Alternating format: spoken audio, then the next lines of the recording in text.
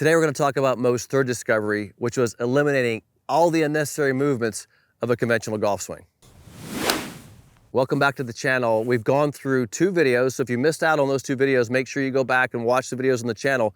We're talking about Moes' discoveries. We talked about his first discovery and then his second discovery, the club-to-body relationship. Today we're going to talk about how those 2 things eliminated all the unnecessary movements of the normal conventional swing. But you have to understand that he started it comes from where he started his swing. It all works together. There's no secrets to what Mo figured out. It's all biophysics. He figured out the most efficient way to move the human body as a machine to strike a golf ball. Now, when Mo said I have less moving parts, it starts with that address and grip position. We talked about that because if you look at this, where Mo is starting, he has his arm in a position, it's aligned with the club. He has his trail arm in a position that makes it non-rotational.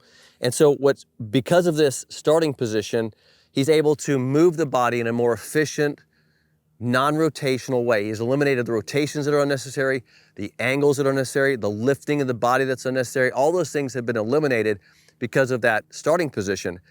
But here's what I want you to understand about how he did that, because what you're seeing is him do that. Some people may say it looks idiosyncratic. I don't think it looks idiosyncratic. To me, it looks so efficient, so perfect. All other golf swings out there look idiosyncratic to me. But when you look at Mo do this, what you're seeing is range of motion biophysics. Let me explain this. I've done this many times, but let me do it again, because if you're seeing this for the first time, I want you to really understand this. When you do this, when you put your body in a position and you tilt, this is exactly how Mo set up, and you put your arm in front of you like this, it has a particular range of motion. So if you can do this with me, if you stand there and you look at how much you can rotate your arm, right? Back and through. There's quite a bit of rotation of this. Internal rotation, external rotation. There's plenty of rotation of this arm.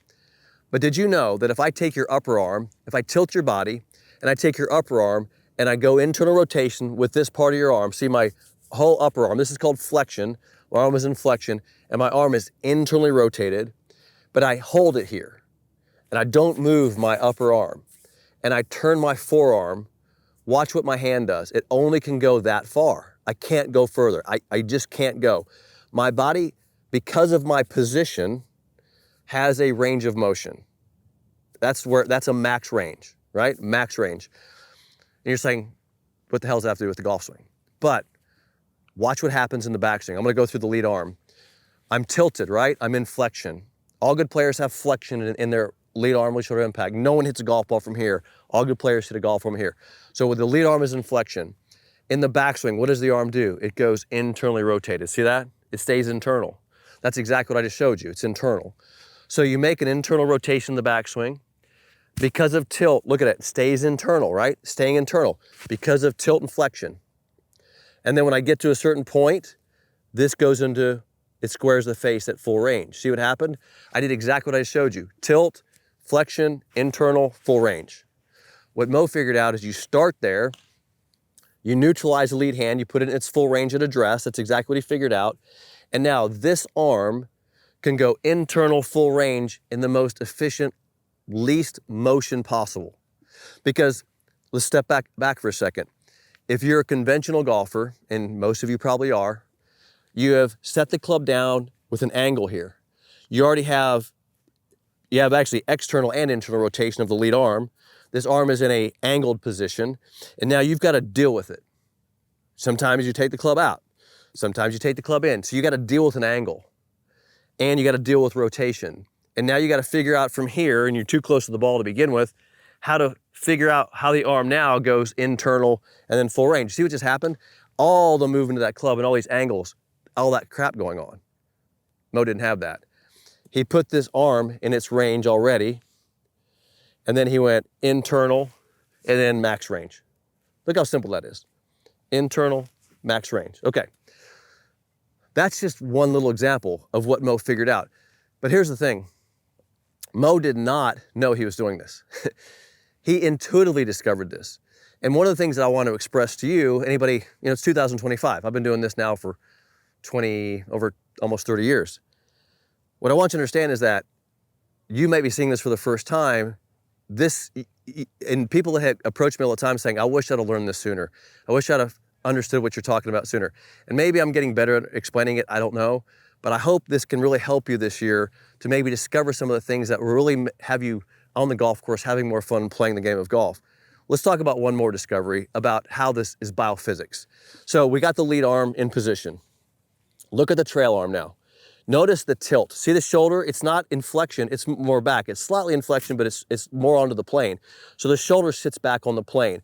Mo used to always say, hey, put the club back because this face is still square, but this club, the arm can go up and down. See that? Up and down. And it's not rotating around, up and down. If I wanted you to throw a sidearm, it would be this, skip a rock, it's this.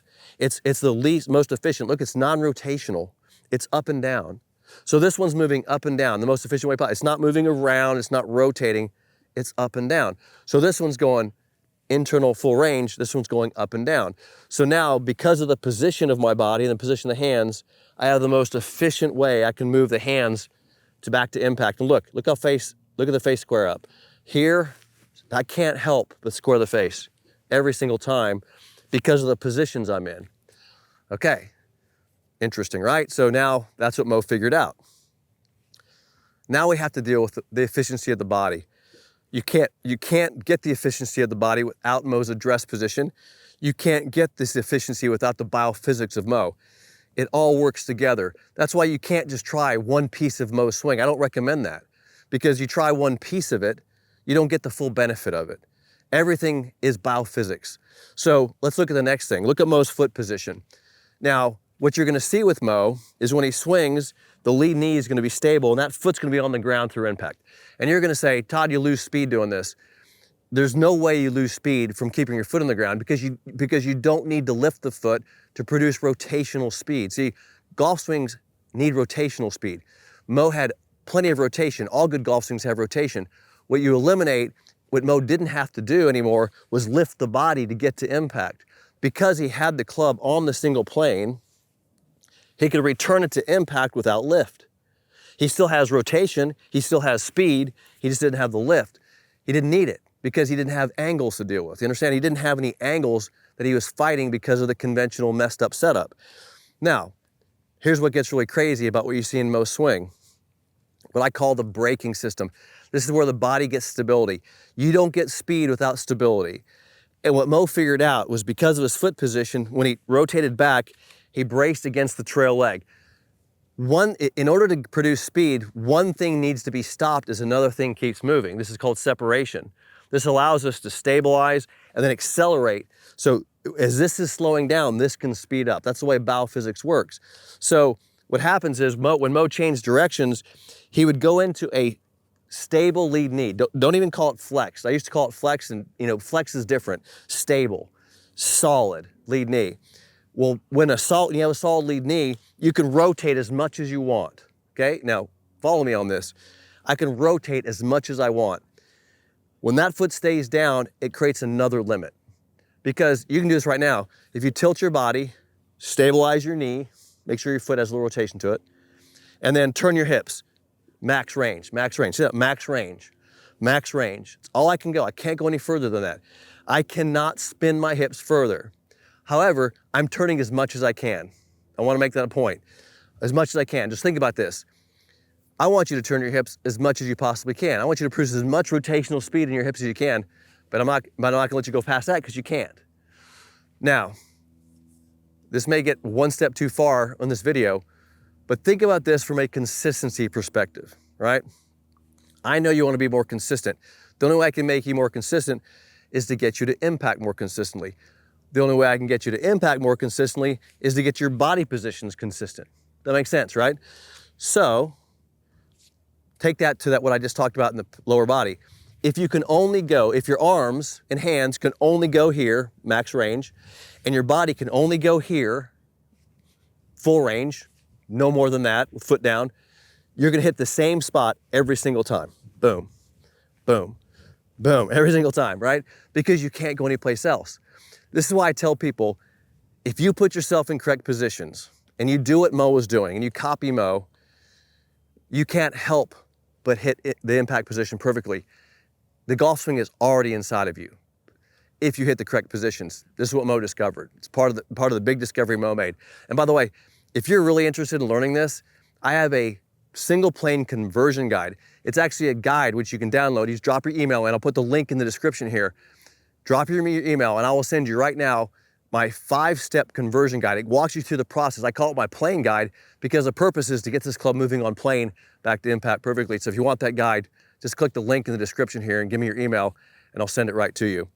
So that's the main discovery here, is Moes' range of motion, how he eliminated all these unnecessary moving parts with the idea and the concept that the most important moment of the swing is to get the club to impact. And Mo discovered that and figured it out because he started, this is the first video, he started, kept the club to body relationship, hit these positions at full range where he could only hit those positions, only place he could go, and the club went back to impact. Stick around, click the bell icon, give me a thumbs up, and the next video we're gonna talk about Mo's next discovery. Hey, if you're loving the single plane swing and you wanna finally convert your complicated conventional swing to a simple single plane swing, I have something for you. I created a single plane conversion guide. You need to go to gravesgolf.com/convert and download your free guide. There's some videos in there too, and I'm gonna help you finally have a great single plane experience.